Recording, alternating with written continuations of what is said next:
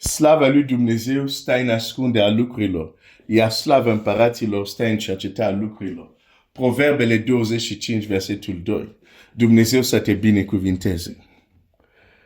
Chiar astăzi vreau să încep direct să mă duc să citesc în cartea Judecător și să mă asigur că citesc textul care vroiam să-l citesc.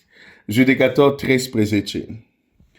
Domnul să te binecuvinteze, fratele meu, Domnul să te binecuvinteze, sora mea, și mă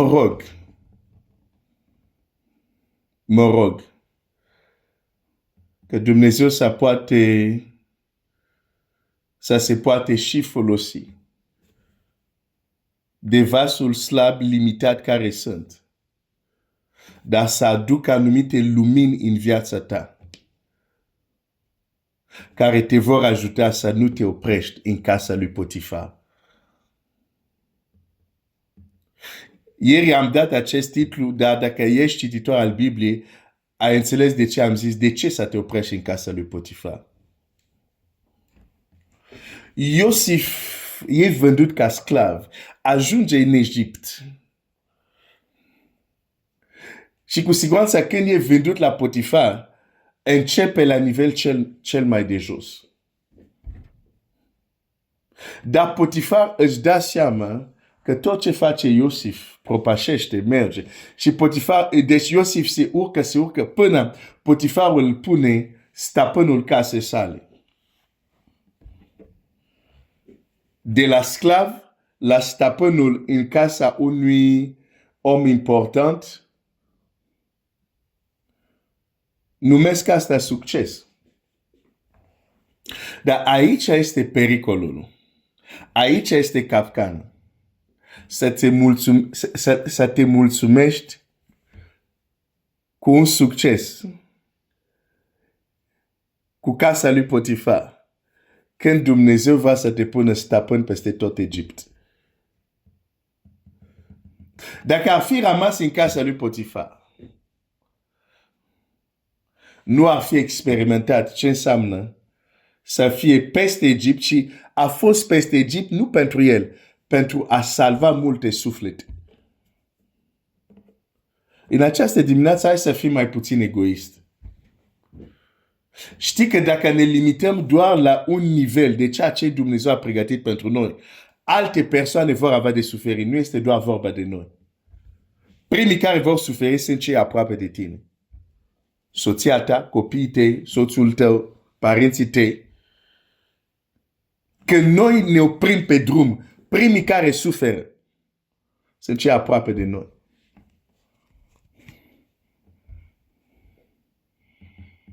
Deci nu te opri la Potifar. Foarte bine dacă ai ajuns sus la Potifar, dar Dumnezeu are mai mult pentru tine. Și uite ce s-a întâmplat la Iosif. S-a întâmplat o împrejurare, nu mai merg în detaliu că știi, concluzia este aruncat din casa lui Potifar. Noi putem să privim asta ca o tragedie, dar Dumnezeu zice, nu e o tragedie, pentru că am mai mult decât casa lui Potifar. Uneori ai crezut că ai pierdut ceva în viață. Și Dumnezeu îți spune, nu ai pierdut. Am scos acel lucru pentru că erai prea confortabil acolo. Dar eu știam că am ceva mult mai mareț. Atunci nu m-ai dat încotro decât să-ți iau acel lucru. Să te scot din casa lui Potifar. Chiar dacă a scoatere de acolo înseamnă să ajungi chiar într-un loc neplăcut. Dar pentru unde trebuie să ajungi, se merită. Așa că nu te descuraja, soră. Nu te descuraja, frate. Cum zice Scriptura, să ai privirea la Domnul Iisus. Să ai privirea la Domnul Iisus. Și să înțelegi planul lui pentru tine.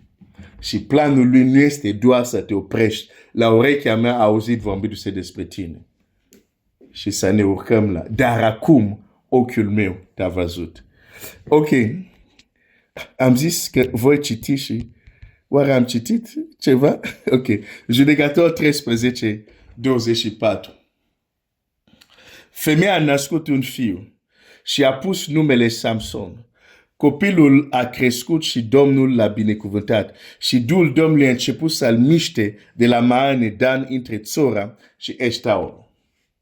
Săptămâna trecută am văzut că pentru a intra în această dimensiune, relație reală, tangibilă, care o numesc interacțiune live, interacțiune directă cu Dumnezeu, Dumnezeu trebuie să se arate. În textul acesta, Biblia zice, Duhul Domnului a început să-l miște pe Samson și să-l miște, să-l ducă, și Biblia precizează anumite zone geografice foarte precis. Tare interesant că ne uităm în Noul Testament, că Duhul Domnului a început să-l miște pe Samson, nu pe Samson, pe Domnul Iisus, l-a dus într-un loc geografic foarte specific care se numește pustia.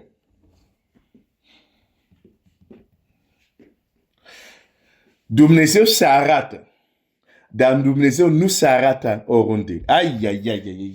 Cerul se manifestă, dar cerul nu se manifestă oriunde.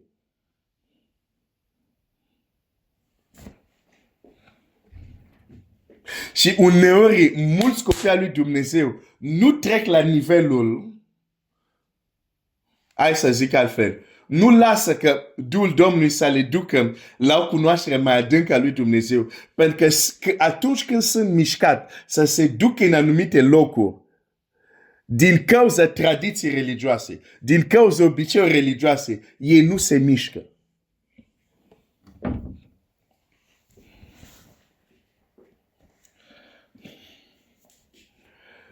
Moise e cel care a zis la Dumnezeu, Doamne, arată-mi slava ta. Da? Doamne, arată-mi slava ta. Și știi ce zice Dumnezeu? Dumnezeu de numărul 1 zice, un om nu poate vedea slava mea și să trăiască. Cu alte cuvinte zice, ceea ce cer tu e prea mult. Și totuși, pentru că a avut această dorință, Dumnezeu zice, ok, totuși vă face slava mea să treacă, dar mă vei vedea dinapoi. Ce înseamnă asta? Dumnezeu îi spune, tu ai cerut să vezi fața mea, care este o dimensiune. Nu poți să o vezi, dar mă vei vedea din spate, care se referă la o altă dimensiune a lui Dumnezeu, dar care este inferioară la dimensiune care se numește fața. Da?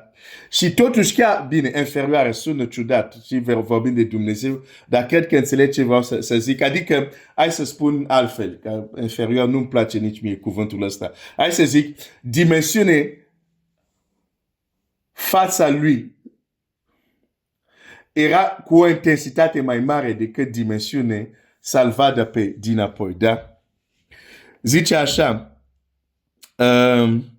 versetul 20, Exod 30, 20. Domnul i-a zis, fața nu vei putea să mi-o vezi, căci nu poate omul să mă vadă și să trăiască.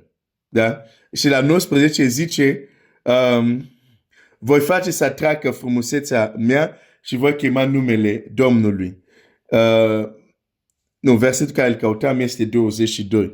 Și când va trece slava mea, te voi pune în crăpătura stâncii, te voi acoperi cu mâna mea până voi trece ea. Când îmi vor retrage mâna la o parte, mă vei vedea pe dinapoi, dar fața mea nu se poate vedea. Da? Mă vei vedea pe dinapoi, vei vedea o dimensiune care tu poți să o suport. Dar fața mea nu o să o vezi. Acum vreau să atrag atenția ta, da? Deci Moise cere, arată-mi slava. Îmi place de Moise. Pentru că atunci când Moise zice, arată-mi slava ta, suntem în Exodul 33, în Exodul 12, 13, 14, Dumnezeu explică lui Moise, voi face să arate slava mea. Când Faraon și armata lui o să vină după voi, prin ei vor face să arate slava mea. Deci, Moise a văzut slava lui Dumnezeu arătându-se de nenumărate ori. Și totuși Moise nu se oprește la Potifar, înțelege că e mai mult. Fratele meu, sora mea, vrei să înțelegi că există mai mult decât ce ai văzut? Și nu mă refer la cer, la străzile de aur. Nu. Să le lăsăm toate lucrurile la vremea lor. Nu mă refer la ce acolo. Mă refer aici pe pământ. Înțelegi tu că există mai mult decât ce ai văzut, decât ce ai experimentat, ceea ce Dumnezeu are pentru tine. Dar pentru asta, Duhul Domnului va trebui să te miște într-un anumit loc.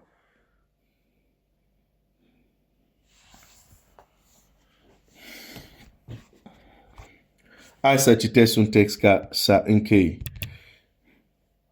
Când Moise a cerut, arată-mi slava ta. Biblia zice așa, Domnul, la verset 21, Domnul i-a zis, iată un loc lângă mine, vei sta pe stâncă.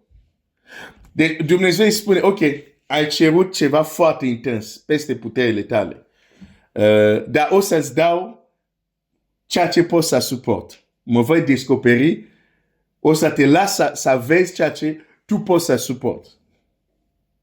Dar chiar pentru acel lucru, va trebui să schimbi poziția ta. Ai. Va trebui, iată un loc lângă mine. Va trebui să te muți la un loc ca să poți să-ți arăt. Manifestare care vreau să ți-o arăt. Dumnezeu nu se arată oriunde. Chiar studiem viața lui Samson. Te-ai pus întrebare, de ce când îngerul a venit a doua oară, nu l-a văzut, eram să zic Mardoheu, nu Mardoheu, Manoa. De ce soția lui a trebuit să se ducă, să-l ia și să-l ducă într-un loc? Pentru am convingere, îngerul s-a arătat exact unde s-a arătat prima dată. Și din nou Manoa nu era acolo, era tot soția lui acolo. De ce Iacov nu a visat scara la el acasă? În confortul patului, în plapumă și așa mai departe. De ce nu a visat acea scară cu înger care se urcă și coboară în confortul casei? Ar trebui să fie împins, să iasă afară din casa lui, să se ducă în pustie și să ajung într-un anumit loc. Ai. Nu vreau să fiu lung. Dar Biblia zice așa, la versetul Geneza 28, versetul 10, Iacov a plecat din Beersheba și a luat drumul spre Aran. A ajuns într-un loc unde a rămas peste noapte, căci a sfințise soarelui. A luat piatra de acolo, a pus-o capătii și s-a culcat în locul acela. Cuvântul loc revine. De ce? Pentru că experiența lui acolo era direct legat de faptul că a ajuns în acel loc. De ce mulți copii al lui Dumnezeu, deși își doresc mai mult din Dumnezeu, totuși trec ani, nimic nu se întâmplă? De ce? Religia i-a îngradit, i-a legat. Nu i-a legat, nu sună frumos. Hai să zic mai bine, i-a îngradit. Și când Duhul Domnului vrea să le împingă în locul unde Dumnezeu să se arate, să se manifeste, ei nu se las călăuzit, nu se las condus. Și bineînțeles, când vorbesc de loc aici, nu mă refer doar la locul din punct de vedere fizic, mă refer și la loc din punct de vedere spiritual. Dar hai să mă opresc aici, că văd că au trecut deja 14 minute. Dumnezeu să te binecuvinteze.